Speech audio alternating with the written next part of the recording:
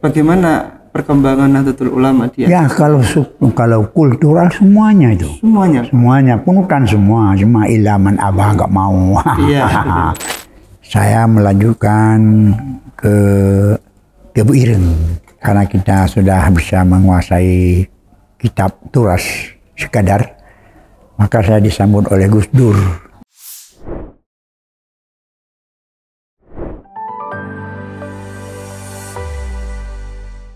Assalamualaikum warahmatullahi wabarakatuh, pemirsa NU Online.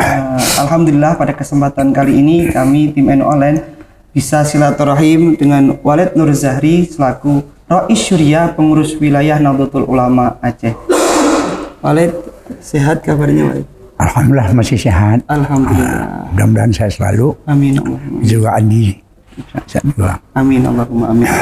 Walid, kami yang pertama ingin silaturahim kepada Walid dan juga sekaligus ingin menimba ilmu kepada Walid. Yang pertama Walid, bisa dikisahkan bagaimana proses belajar Walid ketika awal-awal dulu ketika masih muda. Alhamdulillah. Assalamualaikum warahmatullahi wabarakatuh. Mudah-mudahan apa yang saya ceritakan dan yang saya ceritakan ini memang begitulah, sudah berlalu, sunatullah bersih sendiri. Saya menematkan SD dan diniyah sekaligus. SD-nya 6 tahun, diniyahnya 3 tahun untuk belajar ilmu agama. Selain daripada belajar ilmu agama di rumah. Setelah saya tamat menematkan SD di kota Samalanga, kecamatan Kabupaten Aceh Utara waktu itu, saya langsung masuk ke pesantren, ke Dayah. Nah, kalau di Aceh namanya Dayah, asalnya Zawiyah. Jadi mulailah menimba ilmu di situ sampai kira-kira sekitar 12 tahun. Sampai saya ini bisa ngajar kelas 5 di situ. Setelah itu karena kebutuhan kita sesuai dengan perkembangan zaman, saya melanjutkan ke Bu Ireng. Langsung karena kita sudah bisa menguasai kitab turas sekadar, maka saya disambut oleh Gus Dur. Dengan nota Gus Dur, saya justru masuk ke Universitas Hasyim Asy'ari di Unhas waktu itu. Maka saya kuliah di situ kira-kira lebih kurang 1 tahun. Karena menurut hemat saya sendiri yang lebih baik kita yang mendalami bahasa Arab praktis. Maka dari Bu Ireng saya masuk ke Wonokromo. Wonokromo Yayasan At-Tauhid pimpinan Kiai Talhah. Maka di situ saya rasa kurang cocok, langsung saya masuk ke pesantren Darul Hadis Malang Al-Faqihiyah. Di situ semuanya dengan bahasa Arab. Maka selama di situ kita bisa juga belajar plus mengajar bagi guru-guru di situ. Di samping kita praktek bahasa Arab. Karena kebetulan kita ini sudah boleh dikatakan sudah dapat kita cium pengalaman di luar Aceh. Maka saya pulang, saya kembali ke Aceh. Maka kebetulan waktu mau kita kembali lagi ke Jawa untuk melanjutkan, kita diikat dengan perkawinan. Jadi setelah pulang itu langsung menikah, langsung kita pimpin pondok. Kebetulan saya juga orang rumah kita anak daripada Kiai. Dia pun agak sepuh sedikit, maka kendalinya diserahkan sama kita. Maka mulai tahun itu, tahun 76 kalau saya, mulai kita pimpin pondok sama mertua dengan namanya Pondok Dayah Putri Muslimat. Kira-kira walaupun kita mengajar pondok ini pondok muslimat, karena berseberangan dengan pondok laki-laki di situ dulunya kita belajar dan mengajar, juga kita mengajar juga di Mudim Selama Hadal namanya, yang bersebelasan dengan Putri Muslimat. Ringkasnya sudah 18 tahun kita mengajar di Muslimat. langsung kita diri pondok kita sendiri bersebelahan dengan musliman itu sendiri.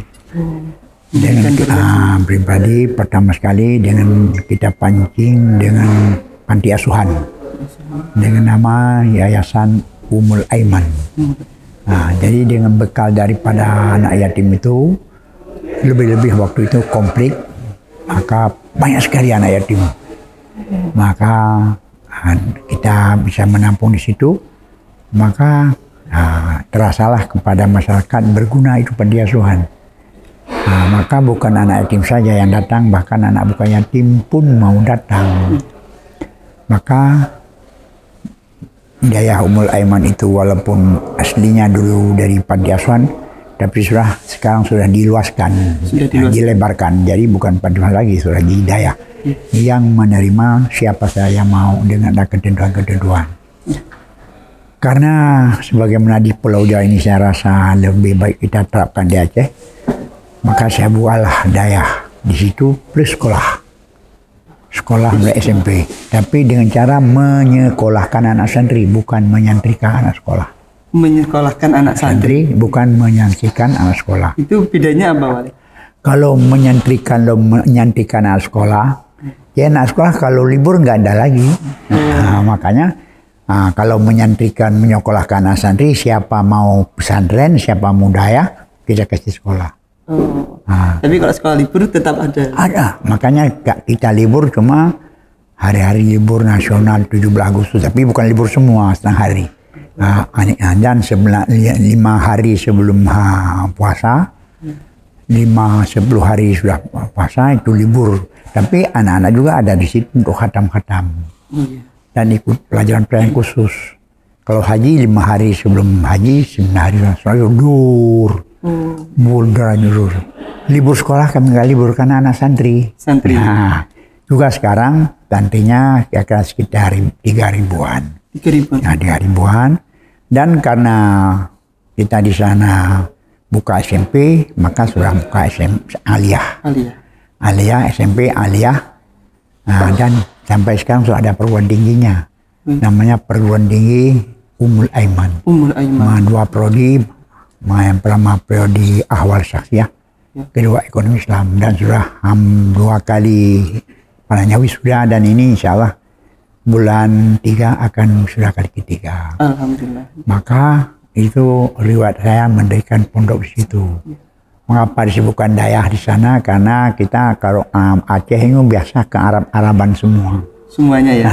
Ke Arab. Namanya seram di Mekah betul ya. Maka dayah itu asalnya dari zawiyah, pojok.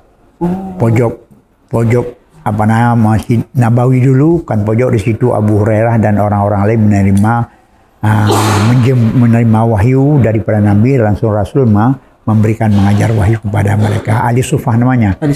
Di pojok itu dari zawiyah, maka lama-lama dari dayah. Dan itu sejarahnya memang sudah sangat lama di Aceh. Dayahnya di Aceh itu seiring dengan perkembangan dinasti ataupun kerajaan Aceh itu sendiri. Karena masjid-masjid, lebih-lebih masjid pada kami ini di bawah Iskandar Muda, di bawah kerajaan Aceh. Maka oleh Iskandar Muda, menurut ketahuan saya, di mana masjid itu didirikan mesti ada imam besar. Dia adalah mengendali masjid plus mengajar ahli yang di masjid itu. Nah itu cikal bakal. Maka dayah di Acehnya seperti dayah semua di pekarangan masjid. Di pekarangan masjid. Walaupun sekarang itu ada juga dayah di luar masjid, tapi asal muasalnya sekeliling masjid. Karena siapa yang dia lantik menjadi imam besar itu menjadi tugas plusnya adalah menjadi pengajar. Menjadi pengajar juga. Pengajar di situ, mengajar kalau di sana Tengku di Balai lah, ataupun Kiai Sentral lah, gitu. Ya. Walid kan dulu kan lama belajar di dayah di Aceh, kemudian juga belajar ke Jawa juga. Sebenarnya yang menjadi khas dari dayah sendiri itu sistem pembelajarannya bagaimana? Sama juga di sini, cuma di sana masih seperti apa di sini, ada kelasnya, diklasifikasikan. Kelas 1 ini pelajarannya, ini pelajarannya. Nah, jadi seperti sama kamu di sana, dah saya 3 tahun itu namanya wusta. Ya, sama dengan sanawiyah. 3 tahun lagi ulia.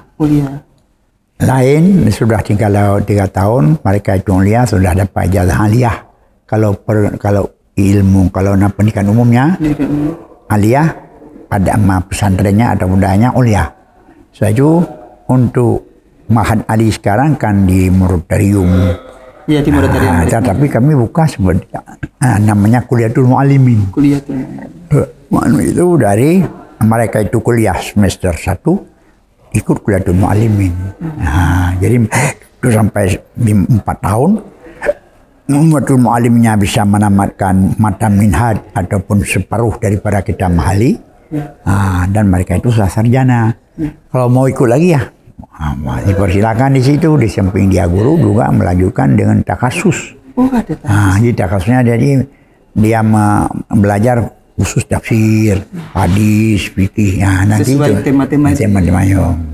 Kalau saya sudah sarjana, kalau mau keluar ya silakan, ke Mu'adi silakan gitu. Gitu. Iya. Kalau untuk kitab-kitabnya sendiri yang dipelajari bagaimana? Tidak beda dengan kitab di sini. Makanya anak kami kan ikut. Di mana kemarin ikut di sini kan nomor 3 anak kami. Dia kami. 3 ya. Yang baca kitab kuning di mana? Di Lamongan apa? MKK itu ya? Ya. Musabaqah Qiraatul Kutub Nasional. Ya, anak kita nomor 3. Alhamdulillah. Lomba baca kitab. Ya dulu ya kalau baca kitab biasanya ikut anak kita. Karena kalau terpadu nggak bisa ikut kan. Kadang-kadang kalau kami bisa karena apa yang belajar di namanya di Darul Pesantren ada. Cuma di sana sini kan ada kekurangan. Misalnya ada juga kami integrasikan seperti pelajaran-pelajaran ini, kitab-kitab ini apa Miftah kami ajar di sana. Memang paling pas untuk bisa memahami kitab. Walid kan juga Aceh ini kan dikenal orang sebagai Islam yang sudah sejak lama. Bahkan masuknya Islam di Indonesia juga dari salah satunya juga dari Aceh begitu. Betul. Sehingga ada perkembangan budaya-budaya Melayu. Nah, sebenarnya apakah ada nilai-nilai khas atau budaya-budaya khas orang-orang Islam di Aceh? Sama juga ada, semua budaya-budaya itu bernuansa Islam juga. Diislamisasikan budaya dari dulu. Nah, kalau misalnya budaya itu dihapuskan kan nggak boleh, karena orang hidup dengan budaya, cuma diislamisasikan. Tapi kalau di sana itu ada kanun, betul ya? Kanun ada undang-undang, kanun di provinsi, kanun di kabupaten. Semua itu tidak bertabrakan dengan undang-undang dasar.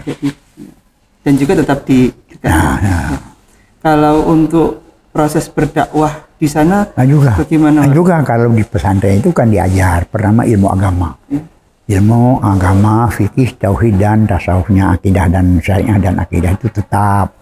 Setelah itu ada berlayan dakwah. Dakwah itu kan dari satu sistem namanya muhadarah. Itu diwajibkan tiap malam Jumat. Untuk anak-anak dia untuk yang berbakat gitu. Makanya dan dakwah itu mereka itu belajar bahasa Indonesia, belajar dakwah bahasa Aceh, bahkan akhir tahun kita buat musabaqah perlombaan pidato dengan bahasa Arab, pidato dengan bahasa Inggris, pidato dengan bahasa Gayo, bahkan pidato dengan bahasa Jawa. Ada juga supaya kita hidupkan semua karena man arifah di sana komen kan amanah min syurrihim. Siapa yang tahu bahasa orang kan bebas daripada tipu daya mereka kan gitu. Maka di sana sudah diajarkan. Maka kalau pagi-pagi itu kalau buka YouTube kadang-kadang anak-anak itu sudah baca kitab bahasa Arab, terjemah bahasa Indonesia, langsung diulang balik dalam bahasa Inggris. Gitu. Membaca kitabnya itu? Ya, kitabnya diterjemahkan dalam bahasa Inggris. Bahkan dari kami sekarang sudah ada namanya UIG, Umul Aiman Global, Islamic Global. Maka anak kami mengajar ke Kanada, ada di YouTube itu ada. Jadi apa namanya pertukaran begitu ya? Ya, karena banyak karena di Kanada itu ada orang-orang Aceh yang agak konflik mereka itu berdomisili di sana. Bagaimana ilmu Aceh itu jangan hilang kepada mereka. Kalau di sana mungkin nggak sesuai ilmu mereka. Bagaimana ilmu aja dicari-cari di YouTube, cari di Google. Tadi kami pernah ngajar bahasa Inggris, maka anak kita di sini ngajar Quran bahasa Inggris, baca kitab bahasa Inggris, pakai YouTube. Pakai YouTube. Ada itu deh. Iya. Walid, kan Nahdlatul Ulama kan juga di sana kan juga sudah berkembang ya, Walid. Ya. Itu bagaimana perkembangan Nahdlatul Ulama dia? Ya kalau kultural semuanya itu. Semuanya punukan semua, cuma ilaman abah nggak mau. Iya.